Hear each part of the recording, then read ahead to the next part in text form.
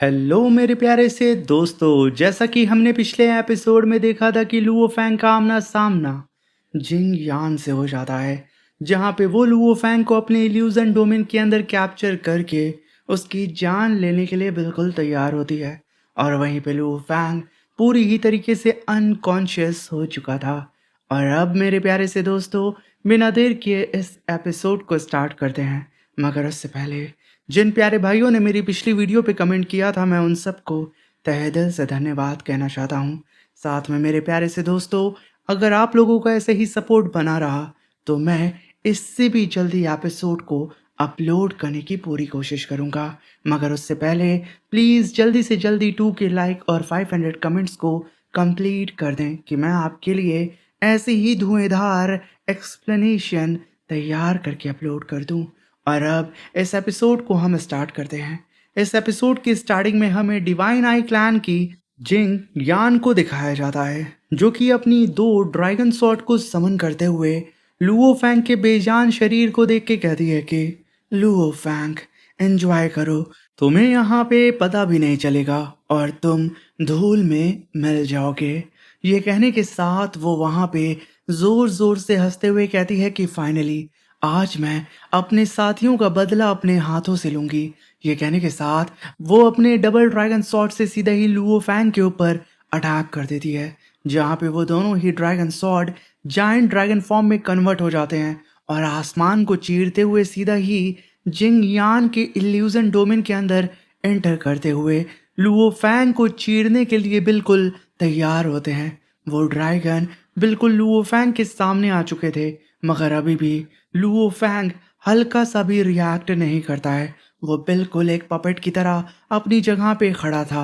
इस नज़ारे को देख करके जिंगयान का कॉन्फिडेंस और भी ज़्यादा बढ़ जाता है। मगर तभी लुओ फैंग एक गहरी सांस लेता है और कहता है कि जिंगयान, तुम सोचती हो कि तुम मुझे मार सकती हो?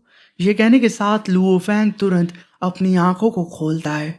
उसकी आंखों के अंदर मौजूद गुस्से को देख करके जिंगयान की हालत खराब हो जाती है कि आखिर ये मेरे इल्यूजन से कैसे बाहर आ गया। तभी वहां पे लुओ फैंग अपने एनिलेशन डिवाइन आर्मर को पूरी ही तरीके से एक्टिवेट करते हुए अपने कवच को पहन के तैयार हो चुका था। और जैसे ही वो ड्रैगन्स लुओ फैंग के बेहद करीब आ चुके थे उसे मारने के लिए, लुओ फैंग सिर्फ अपने राइट हैंड को पीछे करता है और काफी powerful golden horn beast claw attack उन दोनों ही ड्रैगन के ऊपर दे मारता है।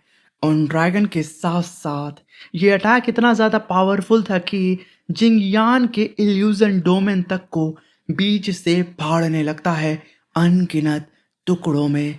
इस नज़ारे को देख करके जिंगयांग एकदम अपनी जगह पे रुक सी चुकी थी। उसे समझ में नहीं आ रहा होता है कि आखिर अभी यहाँ पे क्या हुआ है। मगर तभी वहां पे लुओ फैंग अपनी पावर को अनलेश करता है और एक बहुत बड़ा धमाका होता है। और तभी हम देखते हैं कि उस धमाके के बीच में से जिंगयान की स्वॉर्ड बहुत ही तेजी से उसके ही जस्ट बगल में आके धमाक से करती हैं। अपनी दोनों ही स्वॉर्ड को अपने बगल में गिरता हुआ देख के वो समझ जाती है कि लुओ फैंग आजाद हो चुका है। वो तुरंत मुड़ करके भागने की कोशिश करती है, मगर तभी लुओ फैंग उसके सामने आ चुका था और सीधा ही जिंगयान से कहता है कि मेरी जान, आखिर तुम मुझसे दूर क्यों जा रही हो? ये कहने के साथ लुओ फैंग जिंगयान के फेस पे एक पंच दे मारता है। वो झटकते हुए पीछे जा ही रही थी, तभी लुओ फैंग फिर से उसकी बैली में दूसरा फीस्ट अटैक दे मारता है।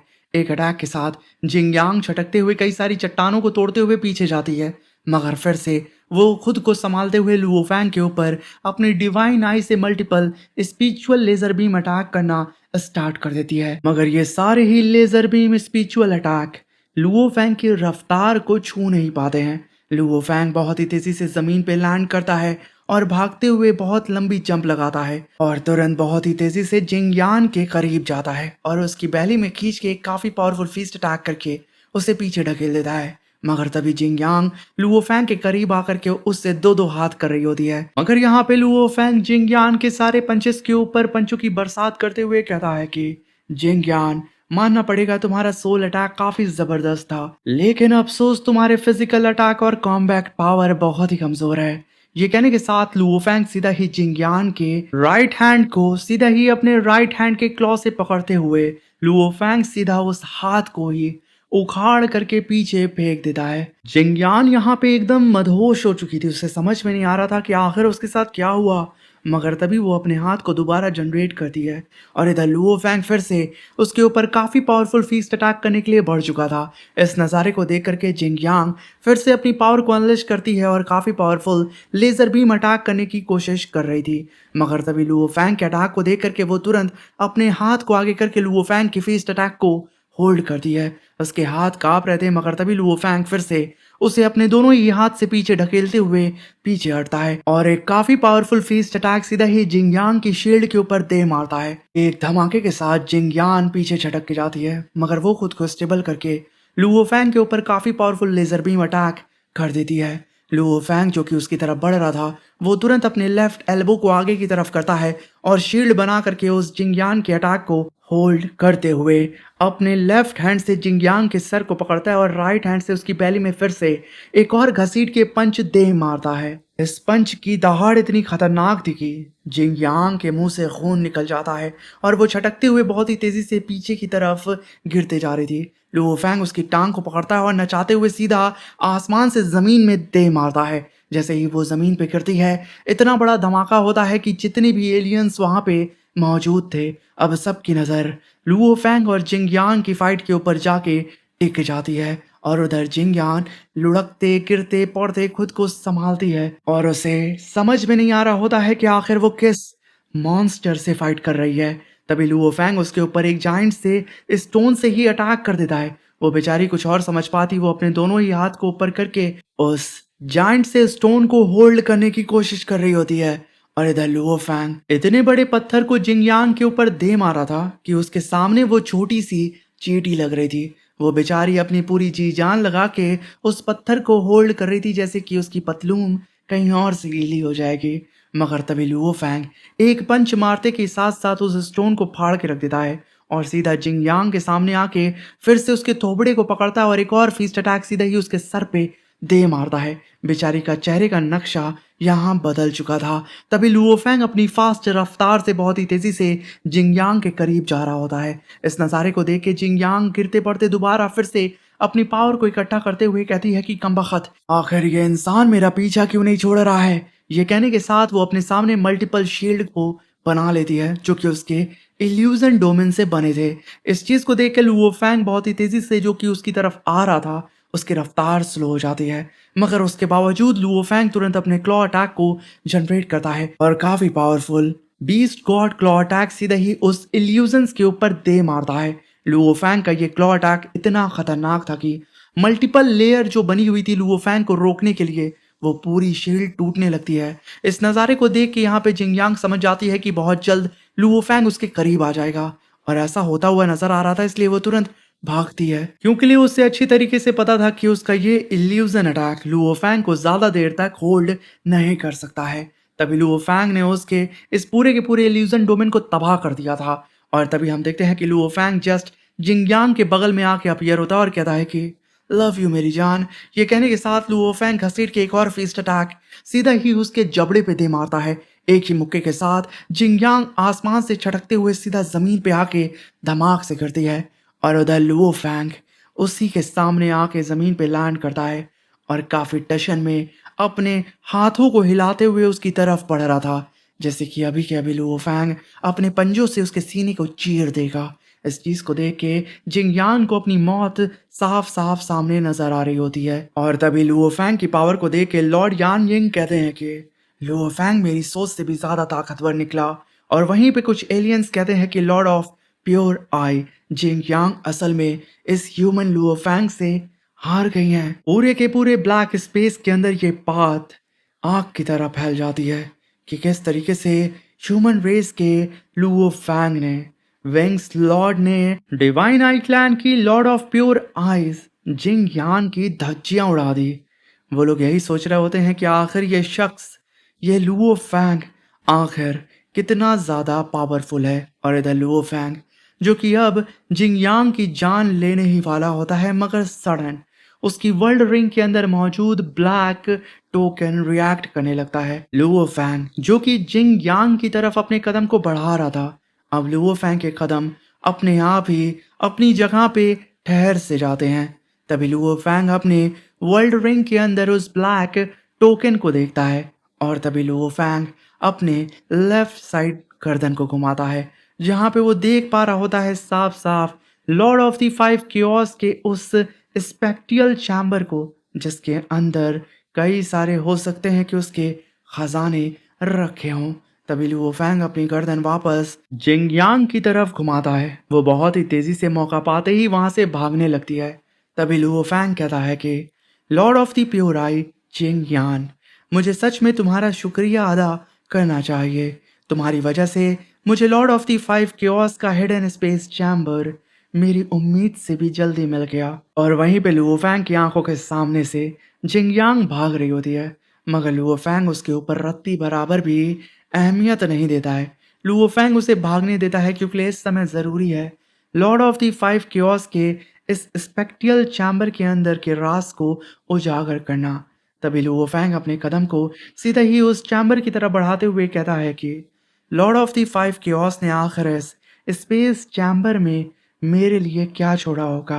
ये कहने के साथ लुओ फैंग अब अपनी बिजली की रफ्तार से बहुत ही तेजी से उस स्पेस चैम्बर की तरफ बढ़ने लगता है। और जैसे ही लुओ फैंग उस स्पेस चैम्बर के अंदर अपना पहला कदम रखता है, उसकी एक्साइटमेंट हद से ज़्यादा बढ़ जाती है। तभी लुओ फैंग उस स्पेस चैम्बर के बाहर खड़े होकर के उस ब्लैक टोकन को अपनी वर्ल्ड रिंग के अंदर से बाहर निकालता है और तभी वो स्पेस चैम्बर लुओ फैंग के ब्लैक टोकन को स्कैन करने लगता है और देखते ही देखते लुओ फैंग की पूरी बॉडी हवा में अपने आप फ्लोट करने लगती है। और तभी लुओ फैंग के सामने एक स्पिरिचुअल स्पेक्ट्रियल चैम्बर अपीयर होता है। उसका इस्तेमाल करके लुओ फैंग सीधा ही ब्लैक टोकन स्पेस चैम्बर के अंदर एंटर कर जाता है। बबाता तुरंत लुओ फैंग की वर्ल्ड रिंग से बाहर निकलते हुए कहती है कि लुओ फैंग, ये जगह बहुत विशाल है और इन चट्टानों के ऊपर जो कैरेक्टर लिखे गए हैं वो इतने एंशियंट हैं कि मैं उन्हें पढ़ भी नहीं सकती। ये कहने के साथ लुओ फैंग और बबाता उड़ते हुए आसपास की चीजों को एक्सप्लोर करने लगते हैं। और तभी वहां पे लुओ फैंग एक चट्टान पे आके लैंड करता है। पूरी की पूरी चट्टान चमक उठती है। तभी लुओ फैंग बबाता से कहता है कि बबाता, लेकिन मैं महसूस कर सकता हूँ इन लफ्जों के अंदर एक बहुत ही शक्तिशाली विल सील की गई है। अब इस बात को सुन के बबाता कहती है कि ये सब कुछ तुम इसलिए समझ पा रहे होगे शायद कि तुम उस ब्लैक टोकन के अब मालिक हो। शायद मैं सही कह रही हूँ ना लुओ फैंग। तभी लुओ फैंग कहता है कि हो सकता है कि वो ब्लैक टोकन मेरी मदद कर रहा हो इन सारी ही विल को समझने में। मगर तभी लुओ फैंग के सामने एक होलोग्राम अपीयर होता है, जो कि असल में इस स्पेस चैम्बर का फर्स्ट मास्टर था। तभी वो कहता है कि मैं इस स्पेस चैम्बर का पहला मास्टर हूँ। मेरी उम्मीद है कि मेरे बाद जो भी इस जगह का नया मालिक बनेगा वो भी यहाँ अपना एक संदेश जरूर छोड़ कर जाएगा और अपने एक ट्रेजर को, अगर उसका मन करे तो। तभी लुओ फैंग अपने कदम को आगे की तरफ बढ़ाने लगता है, जहाँ पे अभी भी वो स्पेस चैम्बर का पहला मास्टर लुओ फैंग को और भी चीजें बता रहा होता है, जो कि असल में एक रिकॉर्डेड मैसेज होता है। तभी सडन लुओ फैंग के सामने एक और होलोग्राम अपीयर होता है, जो कि इस चैम्बर का सेकंड मास्टर था। और वो कहता है कि मैंने फैसला किया है कि जो भी मेरे बाद इस जगह का मालिक बनेगा, अगर उसकी किस्मत ने साथ दिया तो उसके लिए मैं एक मैप और एक ट्रेजर छोड़कर जा रहा हूँ। इस बात को तो सुनकर के बबाता की आंखें चमक उठती हैं। तभी वहां पे थर्ड चैम्बर मास्टर का होलोग्राम अपीयर होता है, ठीक सेकंड वाले के बगल में, जो कि कहता है कि चाहे मेरी जिंदगी का अंत ही क्यों ना आ जाए, कम से कम मेरे बाद आने वाले ये जरूर जानेंगे कि मैं भी कभी यहाँ पे आया था और मेरी भी विल यहाँ पे मौजूद है। तभी बबाता कहती है कि लुओ फैंग, इन चट्टानों पर बनी हर क्रेविंग हर युग के चैम्बर मास्टर के छोड़े हुए संदेश हैं। तभी वहां पे बबाता और लुओ फैंग कुछ और दूर आगे बढ़ते हैं इस जगह को एक्सप्लोर करते हुए। यहाँ पे अभी भी बबाता उन मास्टर के छोड़े हुए ट्रेसेस को ढूंढने की कोशिश कर रही थी कि क्या पता उसके हाथ कोई ट्रेजर लग जाए। तभी आगे बढ़ते हुए लुओ फैंग के सामने फोर्थ चैम्बर मास्टर का होलोग्राम अपीयर होता है, जो कि कहता है कि रो लो जितना रोना है, आने वाले जितने भी नए मास्टर होंगे मैं उनकी बात कर रहा हूँ। मैंने तीनों फॉरबिडन जोन के सारे मैप्स तबाह कर दिए हैं जो पीढ़ी दर पीढ़ी चले आ रहे थे, और मैं अपने पीछे कोई ट्रेजर भी छोड़कर नहीं जा रहा हूँ। लुओ फैंग उसकी तरफ घूर के देखता है और अपने मन में कहता है कि क्या ही बेहुदा ये फोर्थ चैम्बर मास्टर था। और तभी वहां पे लुओ फैंग कुछ और जगह को एक्सप्लोर करते हुए उन लिखावट को सही ढंग से समझते हुए बबाता से कहता है कि बबाता, हजारों नहीं बल्कि 10,000 क्रेविंग्स, और हर एक क्रेविंग्स इस स्पेस चैम्बर के एक पुराने मास्टर की निशानी है। किसी ने 3 फॉरबिडन जोन के मैप का एक हिस्सा छोड़ा, तो किसी ने अपनी पूरी जिंदगी की सारी मेहनत से हासिल की हुई सीक्रेट टेक्निक को ही यहाँ छोड़ दिया है। ये विरासत कम से कम 10,000 रिंकार्नेशन एराज तक फैली हुई है। सच कहूँ, ये देखकर मेरी आंखें ही खुल गई हैं। ये कहने के साथ लुओ फैंग बबाता के साथ कुछ और जगह को एक्सप्लोर करते हुए एक ड्रैगन से बने हुए स्केलेटन के पास आके खड़ा हो जाता है। यहाँ पे लुओ फैंग के साथ साथ बबाता भी इन सारे ही स्क्रिप्चर्स और जितने भी होलोग्राम्स थे उन सबको सही ढंग से समझने की कोशिश कर रही होती है कि आखिर ये लोग अपने पीछे किस तरीके का मैसेज और किस तरीके के ट्रेजर को छोड़ के गए हैं। बबाता उन सारी ही डिटेल को नोट कर रही होती है। तभी लुओ फैंग के सामने एक और होलोग्राम अपीयर होता है, जिसे देख के बबाता कहती है कि लुओ फैंग, ये तो लॉर्ड ऑफ द 5 क्योस वू हुन का होलोग्राम है। तभी वू हुन कहती है कि मैं लॉर्ड ऑफ द 5 क्योस वू हुन हूँ, इस स्पेस चैम्बर की 20,294 मास्टर में से एक। मैं अपने बाद आने वाले के लिए यहाँ एक मैप और एक सुप्रीम ट्रेजर छोड़कर जाने वाली हूँ। इस बात को सुन के तो बबाता चारों ही तरफ चट्टान को हटा के, चीज़ों को हटा के ट्रेजर को ढूंढने लगती है। बड़ी ही लालची है भाई ये। तभी वहाँ पे बबाता लुओ फैंग से कहती है कि लुओ फैंग, ये तो बहुत बड़ी घटिया औरत है, मुझे तो यहाँ कोई ट्रेजर नहीं मिला। तभी वहाँ पे वू हुन कहती है कि मैं इसके साथ अपनी वो 5 बीस्ट ग्रेट एग्जिस्टेंस टेक्निक भी जो मैंने अपनी इस जिंदगी में खुद क्रिएट की है, मैं उसे भी यहाँ पे छोड़ के जाऊंगी। बबाता अभी भी सारी ही चीज़ों को इधर उधर देख रही होती है कि आखिर इस कमबख्त ने अपने ट्रेजर को कहाँ पे छुपा के रखा है। तभी वहाँ पे लुओ फैंग हंसते हुए कहता है कि बबाता, लॉर्ड ऑफ द 5 क्योस की लाइफ स्पैम अभी खत्म नहीं हुई थी। मुझे लगता है उसे अपने ट्रेजर को छोड़ने का मौका ही नहीं मिला, क्योंकि उससे पहले ही मैंने उससे इस ब्लैक टोकन को छीन लिया। ये कहने के साथ Luo Fang golden kingdom domain को रिलीज करता है और आसपास की चीज़ों को अब और भी बारीकी से एक्सप्लोर करने लगता है और डिटेल को हासिल करने की कोशिश करता है। तभी लुओ फैंग और बबाता उड़ते हुए एक साथ बहुत ही तेज़ी से एक डायरेक्शन की तरफ बढ़ने लगते हैं। तभी वहाँ पे हम देखते हैं कि लुओ फैंग और बबाता इस समय ब्लैक टोकन स्पेस चैम्बर के अंदर पहाड़ों की सबसे ऊंची चोटी पर आकर खड़े हो जाते हैं, जहाँ पे कई सारे जाइंट क्रिस्टल स्टोन्स मौजूद थे। एक चमकते हुए स्टोन के सामने जाके लुओ फैंग खड़ा हो जाता है और उस स्टोन को देख के लुओ फैंग अपनी स्पिरिचुअल पावर और ब्लैक टोकन से एक्टिवेट करने की कोशिश करता है, क्योंकि लिए इसे वही ओपन कर सकता है जो कि उस ब्लैक टोकन का लॉर्ड हो। तभी वहां पे लुओ फैंग इस क्रिस्टल को एक्टिवेट कर देता है, जहां पे उसके सामने अनगिनत मैप अपीयर हो जाते हैं। तभी लुओ फैंग बबाता से कहता है कि बबाता, ये 3 फॉरबिडन जोन का पूरा मैप है, जिसे लगभग 900 चैम्बर मास्टर ने मिलकर कंप्लीट किया है। इसकी कीमत किसी भी सुप्रीम ट्रेजर से कहीं ज्यादा है। तभी बबाता इन मैप्स को देख के कहती है कि लुओ फैंग, इसके अंदर तो flowing heavy mountain, cosmic board, title peak, realm, इन सब की डिटेल मौजूद है, और तो और यहाँ तक कि इनर डोमेन के सबसे गहरे हिस्सों की भी इतनी डिटेलिंग मैप की गई है। ये तो सीनियर जुई फांसी के मैप से भी कई गुना ज़्यादा बेहतर है। तभी वहाँ पे लुओ फैंग कहता है कि बिल्कुल, तो क्यों ना बबाता, हम यहाँ पे अपने सीनियर जुई फांसी के मैप और साथ में जाइंट एक्स फाउंडर के मैप और अपने टीचर केओस सिटी लॉर्ड के मैप को फ्यूज करके देखते हैं कि आखिर ये सारे ही मैप जुड़ करके हमें कहाँ का रास्ता बताते हैं और कितना यहाँ पे कंप्लीट होते हैं।